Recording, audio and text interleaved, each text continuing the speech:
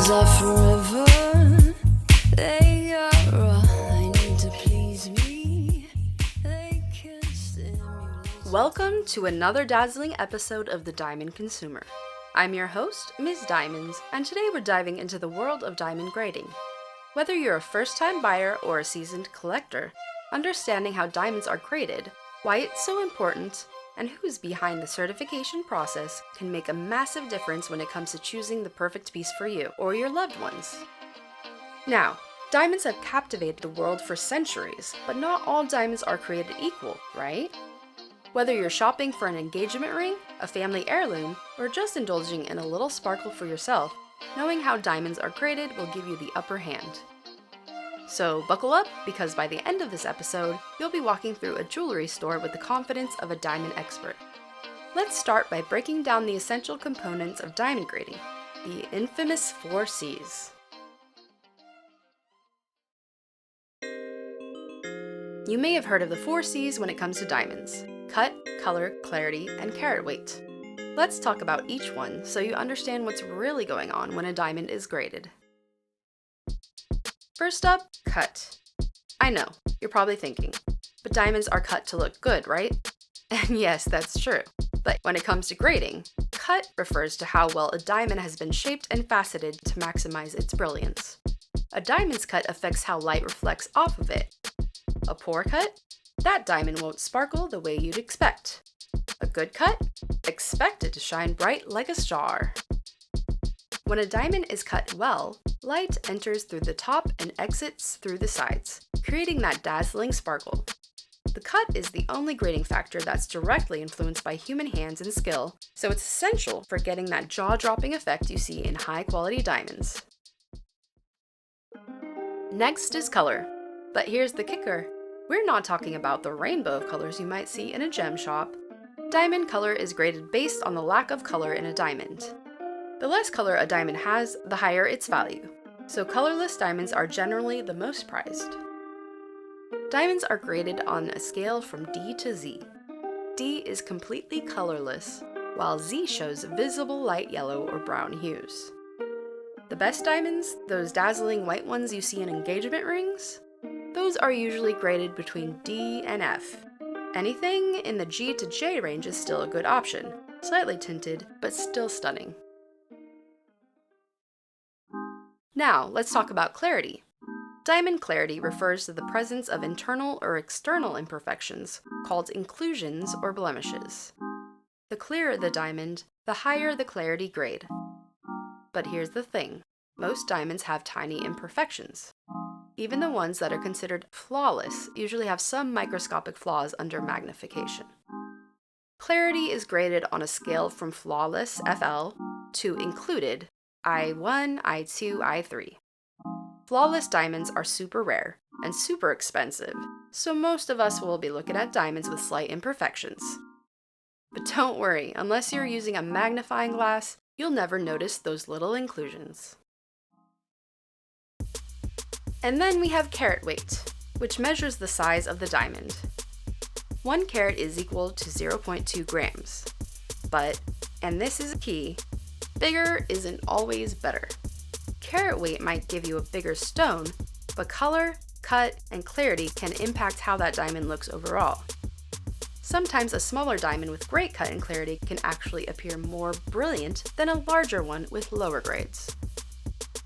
Carat weight is the easiest grade to understand, but it's not the only thing that should factor into your decision when choosing a diamond. So, we've covered the 4 C's. Now, who's doing the grading? Diamond grading institutions are responsible for evaluating diamonds and giving them official certification, ensuring that consumers know what they're getting. But not all grading institutions are created equal. Let's take a look at the top international grading organizations, and I'll share a bit about their histories and reputations. The first and most well-known institution is the Gemological Institute of America, or the GIA. Founded in 1931, GIA is perhaps the gold standard in diamond grading. They were the ones to introduce the 4 C's back in 1953, so you can thank them for that. GIA diamonds are highly respected, and their grading reports are often trusted by buyers worldwide. But, let's be real, GIA diamonds can be on the pricier side because of their reputation. While GIA is highly reliable, they've had their share of criticism over the years. Some jewelers argue that their grading can sometimes be overly conservative, meaning that GIA diamonds may appear more flawless than diamonds from other institutions. This isn't necessarily a bad thing, it just means you're paying for a strict grading process. Next up, we have the American Gem Society, or AGS. Founded in 1934, AGS is another respected institution that focuses on both the beauty and the science behind diamonds. They use a 0 to 10 scale for cut grading, which some people find more precise than the GIA's approach. AGS diamonds are highly regarded for their cut grading, which is a major factor in diamond brilliance. But just like with GIA, there have been occasional criticisms. Some buyers believe AGS's cut grading can be overly focused on the technical aspects and not as much on the visual appeal of a diamond. Still, AGS remains a solid institution with a reputation for transparency and rigorous standards. Then we have HRD Antwerp, which is based in Belgium. HRD is one of Europe's top grading organizations, and they're known for their consistent grading and thorough diamond assessments. HRD is often seen as the European counterpart to GIA, and they've built a reputation for producing well-researched and reliable grading reports. However, HRD has been involved in a few controversies. In the early 2000s, there were some reports of inconsistencies in their grading practices, which raised questions about their reliability.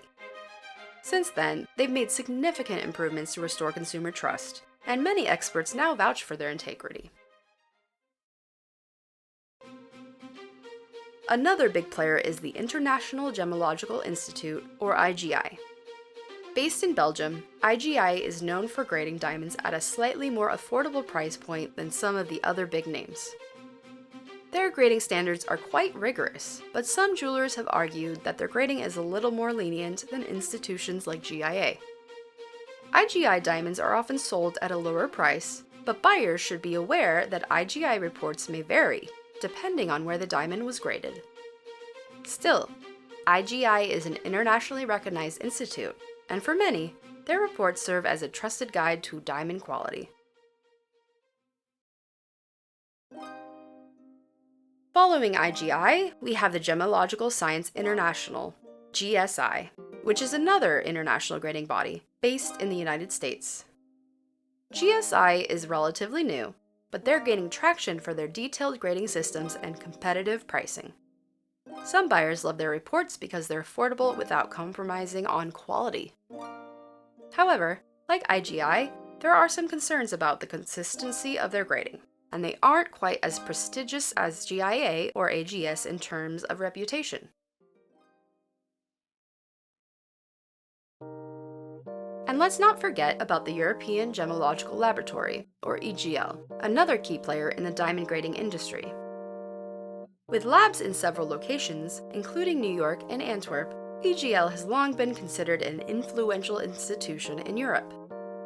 The laboratory has been known for providing more affordable diamond grading services, which made them more attractive to many jewelers and buyers who are seeking competitive pricing without sacrificing quality. However, EGL's reputation has been seriously tarnished over the years. One of the biggest criticisms has been the inconsistency in their grading. Over time, several reports and investigations revealed that EGL tended to give diamonds higher grades than other institutions, particularly with respect to color and clarity. This has led to accusations that EGL's grading was somewhat overly generous. Some customers, unfortunately, found themselves paying top-dollar prices for diamonds that were later assessed to be of lower quality by other, more stringent grading bodies like GIA. The issue with EGL came to a head in the mid-2000s when several cases of questionable grading surfaced.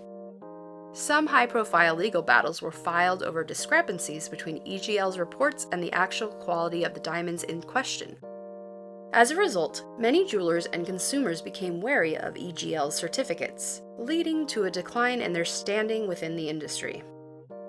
Though EGL has taken steps to address these concerns, including revising their grading standards and increasing transparency, the damage to their reputation has been long-lasting. For some, EGL certificates are no longer as reliable as those from other institutions like GIA, AGS, or HRD. And finally, let's talk about the GEM Certification and Assurance Lab, or GCAL.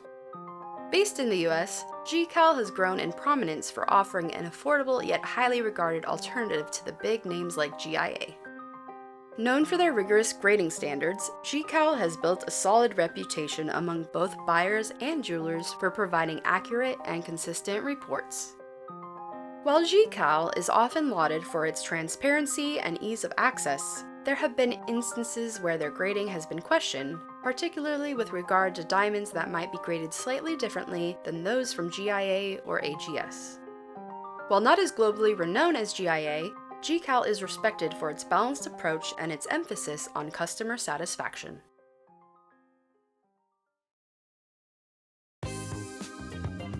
So, why is all of this important? When you're buying a diamond, whether for a special occasion or as an investment, grading plays a huge role in determining its value. A proper certificate from a recognized institution ensures that you're not paying more for a diamond than what it's worth, and it guarantees you're getting exactly what you're promised. But at the end of the day, your personal preference matters too. Some buyers may prioritize a diamond's size over its clarity, or they may want a stone with a particular color tone. It's all about what's right for you.